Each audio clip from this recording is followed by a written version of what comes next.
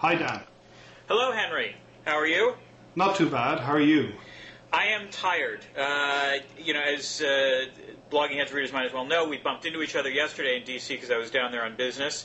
However, I was supposed to come back on a flight that left at 9-something from BWI, and I was there, and apparently AirTran's computer system went down, so every single flight they had in the United States was grounded for 2 hours. So I didn't get back actually until 1 in the morning. That's extremely painful. So I'll try to be gentle on you this morning. Thank you. I appreciate it. But yes, the only upside was that since they have that the satellite radio thing on the in your seats, I was able to listen to some of the Yankees Red Sox game on the flight home. But that was small beer. Much better to be home early. But we should talk about latest developments in international relations, the most optimistic of which, I guess, is that we are hopefully on the downside of the swine flu epidemic. Hopefully, so. Although I saw in Tyler Cowen this morning, at least I think it was Tyler Cowen, I had an excerpt from a book saying that of the major flu epidemics, the nasty ones, such as the one just after the First World War, all of them have had this pattern of a relatively mild spring season, and then the thing coming back much more viciously in the fall and in the winter. So, that is disturbing. Yeah, so that is disturbing. So I would say definitely we're not out of the woods yet. No, and I have to admit, the parallels between dealing with a pandemic and dealing with the financial pandemic are, I think, actually fascinating. In the sense of, in both cases, it's, you want to respond quickly, but then there's the fear that you either, respond too aggressively, which leads to excessive costs, like, I don't know, let's say, for example, Mexico or China interning a whole bunch of Mexican citizens. Or the reverse concern is that you ease off too quickly and then the epidemic reasserts itself. I think that's right, although I think that I think financial epidemics and the like are even more tricky, which is to say that with the flu pandemic, the problem is the sunk cost. So if you pay the cost, and maybe there's a 1 in 10 chance that this is going to turn out to be something like that horrific influenza back in 1918, 1919, and 9 out of 10 times it's harmless, but that 1 out of 10 time you really want to do it. But the cost that you're paying, it's a sunk cost problem. Whereas with the financial contagion problem, the problem is that if you go into aggressively, you may actually exacerbate the problem that you're trying to solve, which is to say that if you start telling people not to panic while pumping liquidity into the markets, naturally enough, people who react in ways that the influenza virus presumably does not are going to very likely start panicking despite all of your efforts and because of your best efforts to persuade them that they shouldn't. Although one could argue, I think part of the reason this wasn't that bad, the actual virus itself, the swine flu virus, was less lethal in many ways than your garden variety influenza virus, is my understanding. At least as we've seen. So, panic was not a huge problem this time around. Although I will give Joe Biden credit, because that line he made about, I'm telling my kids not to, my family not to travel. It's not so much that was a gaffe, but I actually thought I was impressed. It took 100 days for that to happen, which for Joe Biden is not that bad, actually.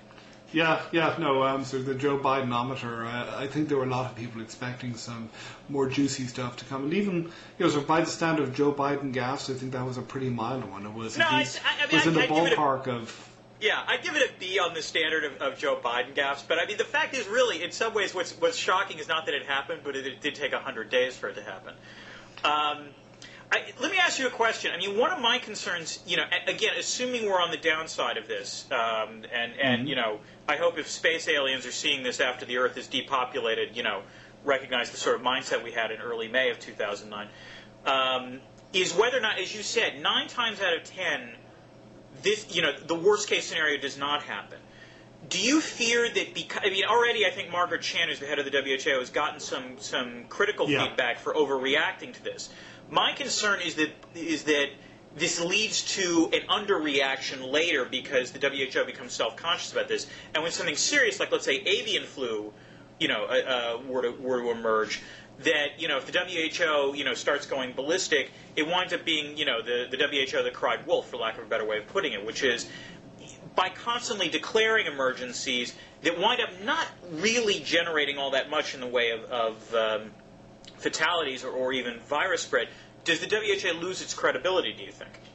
I think there's a real problem, but I think it's a problem which has to do with the kinds of incentive structures that we have. And here, maybe to get back to your analogy with financial contagion, I think one of the things we've really learned over the last year is that our systems, whether they be economic systems or political systems, aren't very good with dealing with low probability but likely to happen sooner or later events. So that when we look at the financial crisis, simplifying drastically, a lot of that was about the fact that sooner or later all the ducks were going to line up, and when they did, you were going to get these contagion effects happening in ways that the financial model simply didn't sort of take account of. And given the incentives that people involved in the investment industry have, they had strong incentives basically to hope for the best and to hope that it would not be on their watch that it happened. And I think similarly when it comes to politics, the problem is that, so I think that what the WHO is doing is the rational and the reasonable thing to do. And there was a very good piece in the Financial Times basically where she defended herself, the head of the WHO, and said, well, so the problem is that the only time when you can actually make a difference is before the epidemic actually gets going, before you really have been able to figure out whether this is a lethal virus or a less lethal virus. The problem is, of course, that it's in politicians' interests to basically make their reputation by sharpening their claws, by talking about the massive waste, the massive hysteria, or whatever, and that's going to create these problems down the line. So really, what we need is sort of a social democrat's dream, which are benevolent, technocratic masterminds in charge of everything, who can actually deal with the long-term problems in the way that they should be dealt with. Well, I mean, it was interesting. Last week, there was that David Brooks op-ed or column that sort of took on arguing the WHO was an example of, overly centralized efforts, in that, he was sort of arguing there should be decentralized, dealings with this kind of pandemic. And I think my reaction to that was that one does not necessarily. He was assuming it was either or, and I don't think so. I will say that I thought Ann Applebaum actually had a much better op-ed on this, or better essay on this, pointing out that, the WHO does do some kind of silly things, but that said, it's clearly a necessary organization. And therefore, just because it does silly stuff doesn't mean that you demonize it or that you demagogue it. And I think on the whole, the problem is, you were talking about how we don't deal well with sort of low probability events. I would argue that another thing that politically we do disastrously with is dealing with counterfactuals, which is, everyone's going to get on the WHO's case if they overreacted, and in the end, this virus was less, lethal than the garden variety influenza virus. But that doesn't ask the question: what would have happened if the WHO had reacted in a more passive manner and the virus had spread much more quickly?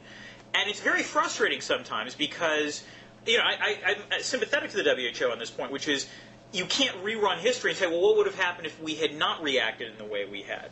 And in some ways, the same thing is the case of the financial crisis, which is it's much tougher for a government to intervene massively early, particularly if it has to go to to legislatures to get the money, to argue we've got to get this money to forestall a crisis that we can't be sure is actually going to happen. And so I don't think we deal well with counterfactuals. That's right, and again, this is something which I think Tyler talked about this morning. He basically he was dealing with somebody who was again saying that this was a big hubbub over nothing, and he was saying how we need to think about this probabilistically, which is to say that if there's a 1% chance of a pandemic with 100 million deaths, then that's 1 million effective deaths that we should be thinking about. The problem is that this is something which is pretty difficult to translate into public discourse, and it's damn near impossible to translate into public discourse when you have politicians who very clearly, so they have their own incentives, and this is true of both left and right-wing politicians, that they have their own incentives which very often involve them basically distorting stuff in order to grandstand and in order to persuade their constituents that they and they alone have their constituents' interests at heart. Well, and another way in which this is a problem, particularly in this moment in time, is that in some ways, the Bush administration did operate on this 1% solution. That was exactly this logic of, look, if there's a small chance of a disastrous event happening, we do need to take, serious extreme measures, illegal measures, what have you. And I think clearly they misestimated the expected. One could argue they misestimated these kinds of things, but at the same time, they were making the same kind of argument of it's a low probability event, but if it's a low probability and potentially catastrophic event, we do need to take measures. Well, this is, I was thinking more or less on the same line, because the 1%, Yeah. this is, just for our listeners, some of whom may not be familiar with it, this is a book Ron Suskind wrote called Right. The 1% Solution, which is about a statement which is attributed to former Vice President Dick Cheney to the effect that if there's a 1% chance of a catastrophic terrorist armed with nuclear weapons kind of thing happening, we need to do everything in our power to stop that. But I think where we ought to think about that as a second aspect of our difficulties with dealing with counterfactuals is that if you do want to deal with counterfactuals, you want to have good models of what happens on the counterfactual, the counterfactual path. And so, so I think what you need is two things. First of all, you need an appreciation of the fact that counterfactuals are important. That very often our systems should be better at recognizing that averted catastrophes are important, even if they never happened, and even if we can at least show that there's a reasonable likelihood that they would have happened if we hadn't taken action. And the second thing is that in order to figure out what might or might not have happened, we need to have good models, and we need to road test those models as best as we can and expose those models to as many different contrary opinions as we can in order to make sure that they're as fire hardened as possible.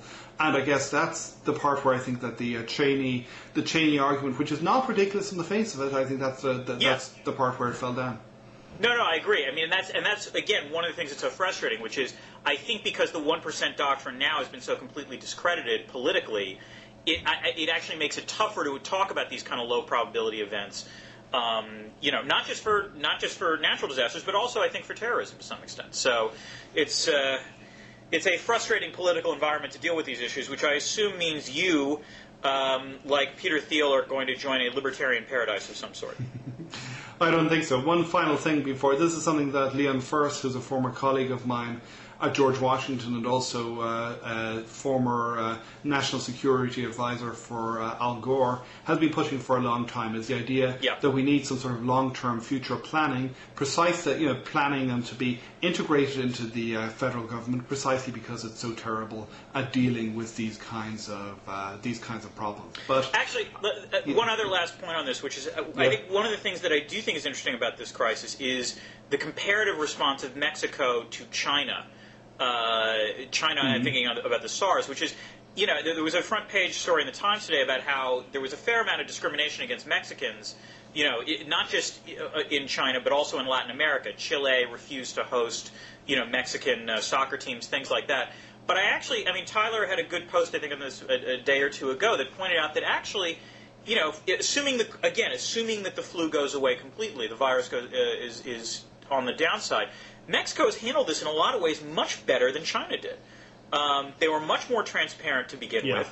They took relatively quick and one could argue drastic measures, but the measures did seem to, succeed in squelching the spread of the virus.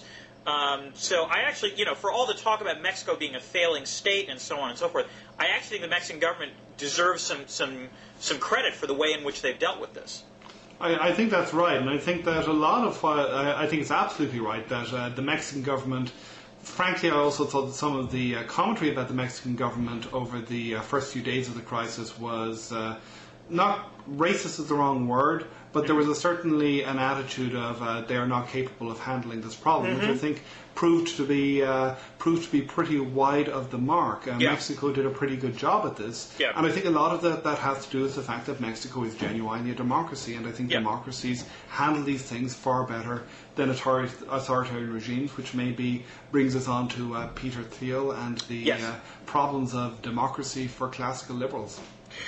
So do you want to summarize Thiel's argument and why you're less enamored with it, let's say? Well, I found it kind of entertaining because I've been, the last time I did a Blogging Heads I did it with Matt Welch, and I was giving Matt, who I think is a much more, well, I'm certainly not going to say he's a doctrinaire libertarian because he's a very smart, independent thinker. But he's somebody I think who's more identified with the with various parts of the libertarian movement, reads the magazine and so on, than you are. And so I was giving him some grief about some of the crazies that you got in libertarianism, and he was saying, well, these crazies, you guys are always trying to hang them around our necks. And I was saying, well, but you guys keep on having things at Cato and whatever, which actually give the crazies voice. And here I think this Thiel piece, which was published in Cato Unbound, which is I have to say, an incredibly smart series of online seminars, because it has had the good taste to publish both you and me in different incarnations over the years. But so it basically gave this guy who is let's just say, I can't remember who said it, that rich people are never crazy, they're merely eccentric. Thiel, I think, is pretty eccentric. So he has this argument which basically is democracy is screwed. If you're a classical liberal or libertarian, you've got to realise that democracy is never going to get you what you want, because democracy now allows women to vote and now allows people on welfare to vote, both of whom have traditionally been tough cases or tough nuts for classical libertarians to crack.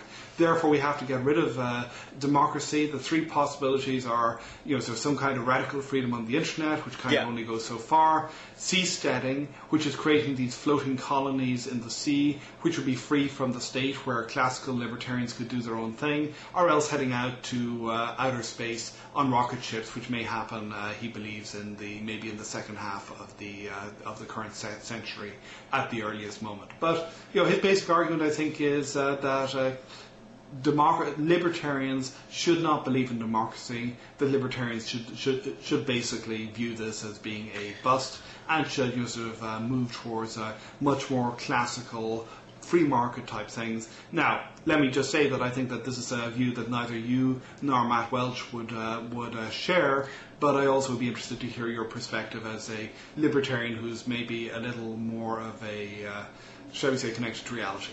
All right, let me make a non-crazy version of Thiel's argument, which is that there are justifiable reasons why libertarians are wary of democracy.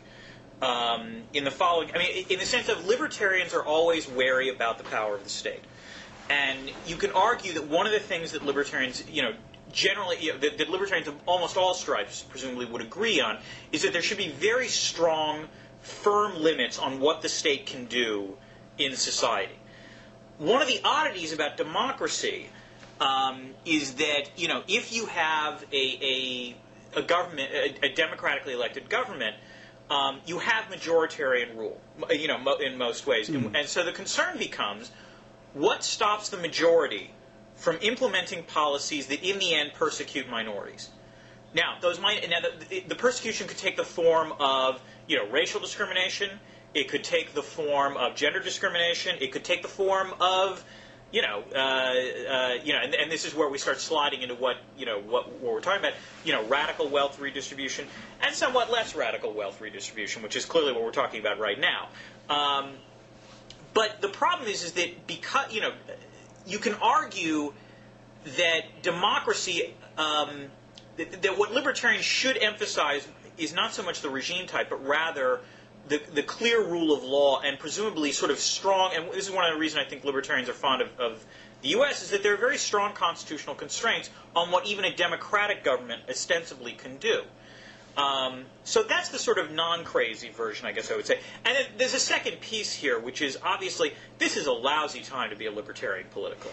It's very hard to defend the sort of free market, laissez-faire approach to regulating the economy, given what we've had to experience in the past year. And I think it does occasionally cause some people on the sort of fringe to decide, well, the best way to deal with this is sulk. Well, I guess, so let's get away from, because it's easy to pick on the crazy people. Yeah. From a libertarian point of view, should libertarian, I guess you can see it two ways, and here I'm basically stealing from Cosmo Schelisi. He says, well, libertarians have very often argued that you have these two this happy accident where on the one hand, libertarian, perfectly free markets are the sort of best way to achieve many social outcomes that you might desire to see. And secondly, they're normatively superior because they guarantee human freedom according to the kinds of human freedom which libertarians might like to see. Right, and you value intrinsically. Yeah. So basically, so the argument is, it's good on two counts. Right. As you say, we're in a situation where the argument for free markets doesn't look as strong as it did, to put it mildly, in terms of the sort of pragmatic benefits of this being the best way to organize economic activity. So, should libertarians, on the one hand, should they be revising their priors on this if they're pragmatists, or should they be sort of sticking much more to the classical? Well, even if it doesn't work out all that great in terms of economic outcomes, it nonetheless sort of guarantees human freedoms, and therefore we should be pursuing it because it's the best way to achieve the things that we think are best about the human condition. I mean, I have to admit that maybe this is a problem of advanced age. I think I would adopt, as a libertarian, I sort of adopt a "this too shall pass" attitude about this, which is not to say, I mean, I agree, I think libertarians, some internal evaluation is appropriate in a moment like this. That said, this is also a cyclical pattern, I think you would agree, and it would not shock me if 20 years from now, if we're still doing blogging heads, we would be talking about the failures of the social democratic experiment in a whole variety of ways, because it went to excess on let's say nationalizing banks or something, so I don't think libertarians should give up the ghost in terms of the utilitarian benefits of a free market society. And it's if we want to reflect on what what we're dealing with right now in terms of the current moment, I don't doubt that lax regulation was clearly one issue that we were going to have to cope with. But you can argue that there were certain state-based elements that contributed to where we got now. And I'm not talking about Fannie Mae or Freddie Mac, but rather sort of global macroeconomic imbalances that were largely driven by, state institutions in, let's say, China and other Pacific Rim economies that led to a sort of sloshing around of capital.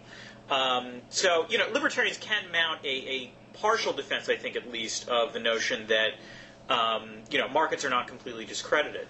The trickier thing, to go back to the democracy thing, is that I think libertarians are in a bind there, because the problem is that since democratic governments are perceived of as much more legitimate than other forms of government, it becomes tougher philosophically to argue against when a democratic government, wants to do something that is seen as an encroachment on private property or individual freedom or what have you. And I think that's the sort of thing that some libertarians have a difficult time wrestling with, because unless you're an anarchist, you have to acknowledge that government should exist. And it has to provide certain basic functions, and you'd probably want a democratic government as opposed to other kinds of government. But I think some libertarians, are wary of what happens if you have the reputation for having a good government. Fair enough. Obviously, as a social democrat, the better government is, the better it seems to me. But I also think that there is a little bit of a difference between how social democrats conceive of the government and how libertarians conceive of the market. Which is to say, I think that social democrats, at least these days, I think are they have a more pragmatic attitude towards the relationship between the government and the market than I think at least some libertarians do. Which is to say that I don't think that social democrats are necessarily going to be worried if the market proves to be more efficient for doing certain things than the government, because clearly the market is more efficient than the government at doing certain things. They do want to preserve a kind of a backstop of collective choice, which would mean that we would only turn to the market when it was manifestly better. But I'm not sure that that demonstrations of of how much better the market is for doing certain kinds of things are as damaging to people on the left as are demonstrations that the state is better than the market at doing certain things to people on the right and on the libertarian spectrum, at least as the libertarian spectrum is composed at the moment. I would say the greater danger, actually, for social democrats is not whether the market outperforms the state, because you're right. Generally, social democrats don't want to get rid of the market entirely. It's rather if the state, does well. In some way. I mean, again, if we think about this in terms of intellectual cycles, you can argue that, libertarians and generally market enthusiasts had really valid points when, we're talking about the 70s and we took a look at sort of the state of play in terms of the relationship between the government and the economy. And you can argue it as they went forward, there were diminishing marginal returns at times to some of these recommendations. But there was also increased hubris as it seemed like these policies were a good idea. I guess my concern for social democrats is whether or not the same cycle will play itself out over time as, let's say, if we see a return to economic growth, the conviction that the state should play an increasingly, greater role in the economy, whether or not social democrats will also become, hubristic on this point.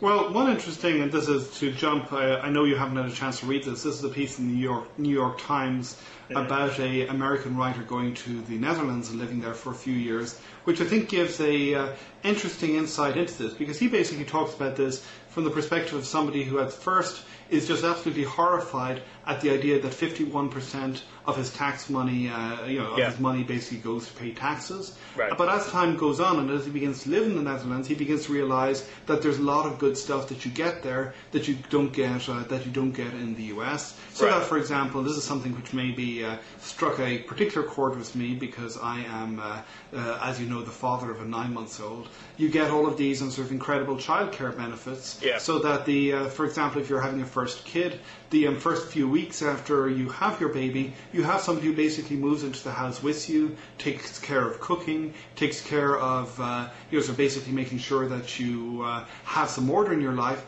and also basically shows you how to deal with a newborn baby. And you as a parent, I don't know what it was like for you the first few weeks, but for us it was just sheer almighty, oh my God, what do we do next? And you can't. And on the one hand, I can see how this could be construed as being kind of intrusive. On the other hand, I can see how it could be construed as being pretty good. And the writer, so this is basically how I learned to stop worrying and love the 51% taxation right. European welfare state. The other side of that, though, which he does note, and I think that this is a real issue, is that this tends to go together with a certain kind of social conformity, an idea that so if you don't want to be the tall poppy, and so that while this is I think a much more comfortable society for the vast majority of people, especially people at the lower end of the income spectrum, it's also a society which isn't as vibrant and as open in some ways as the United States is. And I think that is for me, sort of all joking about benevolent technocrats aside, that for me is the trade-off that we see here, which is that it is a lot nicer in many ways to live in good mainland European social democratic systems, especially if you're sort of a person who's in the bottom 50% of the income spectrum. But it also is a society which doesn't have a lot of the fun, the excitement, the ability to go shopping at 8 p.m. and things like this, which you get here. No, I mean, what you're describing, it is literally paternalistic. But I can understand how, as a new parent, it does sound comforting. There's no question about that. I have to admit, my reaction was to shudder a little bit. Again, it's a libertarian impulse, which is I don't want someone from the government telling me how I should be warming the formula so that my baby can eat. But on the other hand, I can see how that's a public good. I suppose I would argue in the United States one way in which you can finesse this sort of issue is through federalism. Is through the notion that, hopefully you have variation among states as to what, the state should do. I'm living in Massachusetts, which mandates, the provision of health care, for example. There are other parts of the country that clearly have different attitudes about this. And so one way in which you can potentially finesse that in the United States is the fact that you have actions done at the local and state level rather than just at the federal level, and that's important for a country that's the size of the United States as opposed to a country that's the size of the Netherlands. But I agree with the basic trade-off that you're talking about. I still remember about 10 years ago I was talking to someone from Latin America who was living in the United States, and they were educating their children here, and I sort of asked them what their impression was of living in the United States as opposed to in their own country, and they said the thing about the United States is that this is a place where if you excel, you will do remarkably well. Her point was that, if you have a certain abilities, this is the country you want to live in because you can maximize those abilities potentially. Whereas in other places, as you said, you might be seen as the tall poppy. But there are trade-offs. I completely agree with you on that point. And it becomes a question of sort of sorting, I guess, which is where are people going to want to live?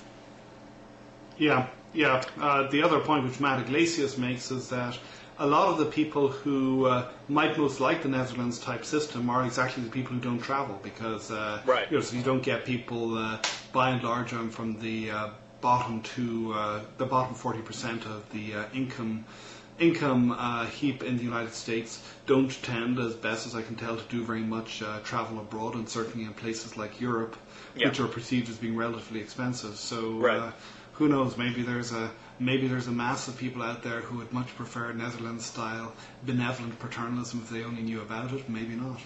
Well, I will not apologize to the U.S. system, but this brings us to this question of apologies. There was a Gideon Rachman piece on basically that Obama has ostensibly been apologizing everywhere, although I don't actually think he said the words "I'm sorry," and the sort of backlash this is, or whether it's a real backlash, but there's some sort of response to it among conservatives in the United States. I think that's right, and I think the Gideon's piece, I think, is a good piece. It's a response to a piece by Jamie Kirchick, and one of the implicit messages of Gideon's piece, which I think is true, is that Jamie Kirchick wouldn't know the truth if it bit him in the ass. Maybe that's a bit harsh, but I think it's a bit harsh. But go ahead. Well, he's somebody. Anyway, this is not a blogging heads about Jamie Kirchick. Yeah. But in any event, sort of Gideon says, well, sort of what Kirchick is complaining about isn't really apologising, but to the extent that Obama has apologised, at least implicitly, for some of the stuff that has been happening over the last few years, he's been absolutely right. The US has done some crazy, terrible things, and this idea within the US that the US is a shining city on the hill which can do no wrong is, first of all, flat out incorrect, and secondly is is something which is manifestly and obviously correct to non-US citizens. So the implicit message that I took from Gideon's piece is apologising, if it's done in a certain way, is a sign of strength rather than of weakness, and that it reflects a certain degree of self-confidence and maturity which Obama is presenting to the world, and something which is sort of likely to be beneficial in global relations rather than something which is going to be perceived as a sign of weakness. But you've read some stuff which actually talks about apologies in international relations. You've read some research which I think might have some interesting things to say about this. Yes, this gives me a chance to flog Jennifer Lynn's wonderful new book called Sorry States, which is about the sort of politics of apologies in international relations. The United States is hardly the only country that where this issue has come up, and there's an excerpt of it in the latest issue of Foreign Affairs, which I took a look at. And I think in some ways what Kirchick is bringing up is an interesting. Kirchick is an example of an interesting problem, which is the domestic politics of apologies, which is there is a danger if you apologize and you go over the top of basically arousing the ire of nationalists within your own country, and in doing so wind up undercutting your apology. So one of her points, which I think is a sharp one, is that if a country decides they want to apologize, let's say Japan, for atrocities committed during World War II, there is a danger that if you apologize abjectly, and just sort of say we were wrong, the response by conservatives or nationalists within your own country is often to discredit the apology, to say, no, we're not sorry, actually, or some of us are not sorry. And as a result, nationalists in other countries wind up seizing upon those comments, and so as a result, the political effect of the apology gets strongly diluted. So in other words, what you need to do if you're going to do this sort of thing, if you're going to apologize, is apologize in a way that does not, completely alienate large sections of your own population. And now we get to Obama's apologies. And here I do agree with Rachman and less so with Kirchick. I actually think what's startling about Obama's statements is not so much the conservative reaction they've created, but rather the lack of conservative reaction that it's created. I mean, by and large, most conservatives really haven't raised that big of a stink about this. You've had Kirchick, you've had Newt Gingrich say something, you've had a couple people say something. but it's, there's been no teabagging protests or anything like that. And, by and large, there hasn't been much of an outcry over this. And I think one of the reasons is that if you look at the way Obama's done this, the way he's apologized, or again, he hasn't really apologized, but the way he's sort of acknowledged American defects, he always marries that to the point that, look, we're not the only ones guilty of error in the past 10 years. In the apology to Americans, he said, or to Europeans, he talked about how there was no doubt in examples of American hubris, but he also brought up sort of reflexive anti-Americanism in Europe as well. So, in my experience, when Obama's done this sort of thing, he's always married an acknowledgement of U.S. error to at least the request that others also acknowledge their errors. And so I think it goes, that's a clever tactic because it goes down well in the United States, and I think it also goes down well in other countries.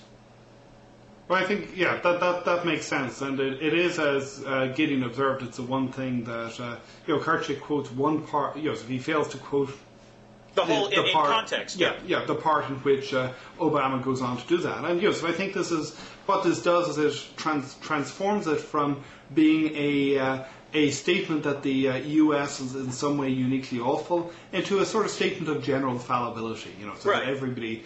But then the other question, this is something, I haven't read this research, but it seems to me that if you think about this in the way that international relations scholars think about it, so communications of these kinds usually tend to be effective to the extent that they are actually costly. That is, that they that we look at signals like this from states to really affect how other states think of them when the signals are costly for the states that are making them.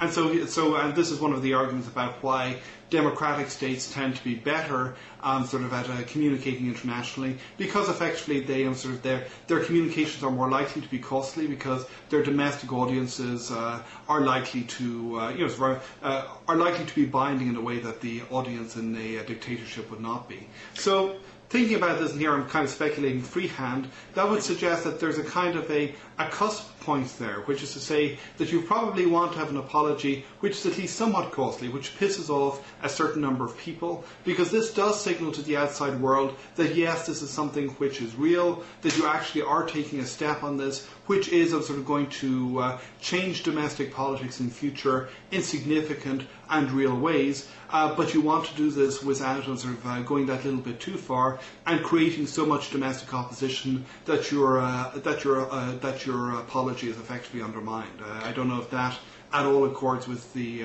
theory that is put forward in this new foreign affairs piece, but that would be my first take reaction as to how you might want to think about this. I mean, Lynn doesn't. I don't think she discusses it, at least not in the foreign affairs article. I think your premise is correct, which is this is, in some ways, the concern is, you're right, there have to be some cost, because otherwise, is the apology just cheap talk?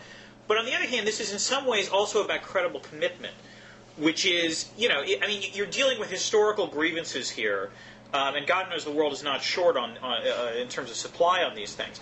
So you want, the apology has to be serious enough so that you can be confident that it is a change in power, that the other party is not going to say, by the way, that apology we gave 5 years ago, you can forget that. Or that, it doesn't lead to, it's such a nationalist backlash that you actually have a change in government that doesn't just take back the apology, but also implements, current day policies that wind up being antithetical to your country. So, I do think it has to be done in such a way that you can bring, not just a majority, but a supermajority of your population along with you. And I would say that Lind also raises something else, and I think Obama has done that, is probably going to likely do this domestically, which is what she recommends in terms of apologies is not the sort of, prostrating yourself, the sort of Willy Brandt style apologies, because her argument is that those kind of things, such as Germany has done on the Holocaust, are exceptionally rare. But rather, the better way to do it is the sort of Konrad Adenauer approach, which is to apologize, absolutely, to say, look, we are fallible, we have committed grievous sins, what have you. But there are also many strengths to our country that we bring to the table, and we must take pride in those, and we must take pride in those even while acknowledging, our flaws. And I think in some ways, Obama's take on American exceptionalism, I think, is of a piece with that, which is to say, we've clearly, on the whole business of torture, look, we're going to make this, we're going to talk about this, but at the same time, what is wrong with America does not necessarily erase what is right with America, particularly from a comparative perspective. Yeah, no, I think that makes absolute sense. I think we had a final topic we wanted to talk about, which is that I believe that you have been taken to task for your dubious taste in movies by Fred Kaplan at Slate magazine, along with another distinguished international relations colleague, Stephen Waltz. So I was wondering if you would like to talk about it. Sure. Well, this started because Steve Walt did a top 10 list of films in international relations on his blog of Foreign Policy. And I saw that, and I liked some of the movies on his list, namely Dr. Strangelove and Casablanca. But there were films that I would have thought would have been better about international relations, and so I posted my own top 10 list, where I said my favorite was The Lion in Winter, the Katharine Hepburn, Peter O'Toole version. And Fred, this has prompted a whole variety of conversation. This is clearly something that people like to talk about. And Fred Kaplan at Slate took both Walt and myself to task, arguing that we had omitted certain obvious films that he thought should have been on there, such as Lawrence of Arabia and The Godfather. And he also included some war movies and some espionage flicks, which, to be fair, Walt in his initial list sort of said, well, let's not deal with those because, otherwise the list winds up getting dominated by those. And I played by his rules when I came up with my list. Kaplan did not. Where I do think Kaplan is guilty of hubris is claiming that his 25 movies are better than all of either Steve's list or my list, in which case I got to say, Fred, give me a break. There's no better movie about international relations than Dr. Strangelove. It's like trying to argue that it's like trying to create a top 10 list of greatest films of all time and just sort of consciously omitting Citizen Kane just to rub people's nose in it. I didn't belabor the point about Dr. Strangelove for the same reason that I wouldn't belabor why Citizen Kane is a great movie. It's such a freaking obviously great movie about international relations that, any more verbiage on it is just an exercise in redundancy. I will have a blog post in response to Kaplan on this, but I will say that I thought some of his choices were inspired, and actually I was kicking myself that I hadn't thought about it. Particularly, The Godfather is, I think, you can argue, a great sort of metaphorical film about international relations. Both in the sense of the sort of mixture of attempts to make peace and the ever-present possibility of anarchy. And I also thought Goodbye Lenin was a good choice. I simply haven't... and other choices such as The Lives of Others I know are quite good. I simply haven't seen them yet. And part of the problem is, to quote Donald Rumsfeld, you create a top 10 list of movies with the movies you've seen, not the movies you wish you've seen. So this clearly means I've got to see more movies. But I thought Kaplan was a little bit over the top on this. I'm curious, Henry, if there were any films that were not mentioned by any of us that you think are worthy of discussion. Well, I guess I'm actually not much of a movie buff. I watch movies, but in our marital relationship, my wife is a movie person and I'm a book person.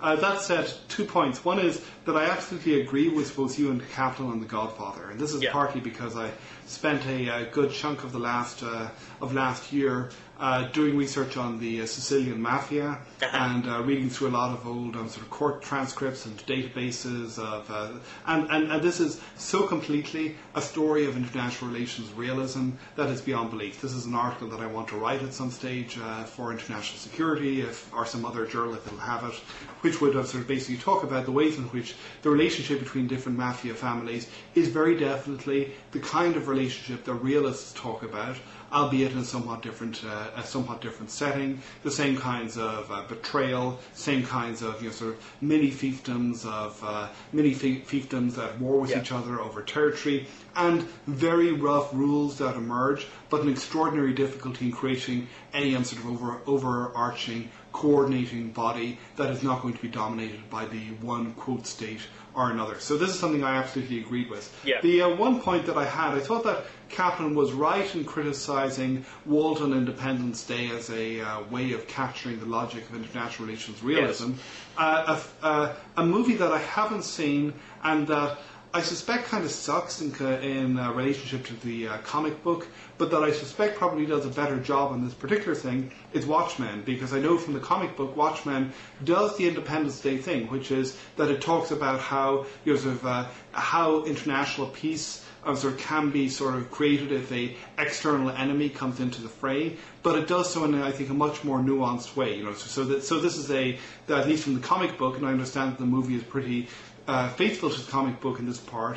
It depicts a world which is a kind of Cold War world in which sort of there's a clear risk that nuclear obliteration is going to happen, and the way that nuclear annihilation is stopped is by somebody basically faking up a massive interdimensional catastrophe, kind of alien invasion threat, which causes people to unite together against the new emerging possible hegemon. So I will close on this point, which is, I warn you, for those of you who have not seen Watchmen, this is a spoiler alert coming. They actually changed. There is no giant squid in the movie version of the Watchmen. That's very disappointing. The squid was the best thing about the comic book, in my opinion. See, I actually think this was the right thing. I mean, I have to admit, this is where I disagree with you. I actually thought what winds up happening is that in the movie version, I don't want to disappoint you with it. I don't, because it is worth seeing. So I won't tell you what they do. I won't tell you what they do, but I actually thought the way they dealt with I actually liked the way they changed it. But to get back to the comic book thing, I always thought the giant, I guess the alien threat would be one way in which you could do it, but I always thought that was the weakest aspect of Watchmen, was the notion, was the sort of MacGuffin at the end, which is the notion that he was trying to, the creator of all this was trying to create world peace by developing an external threat, and that it succeeds brilliantly. I never bought this argument. I actually think it omits the number of people that, I always think of the Simpsons line, the broadcaster says, and I, for one, welcome our new alien overlords. There are going to be enough quislings out there so that I think there would be some bandwagoning as well as balancing on this point. Fair enough. But, okay. But it was a good conversation, Henry. Great talking to you. All right, take care. Okay, bye.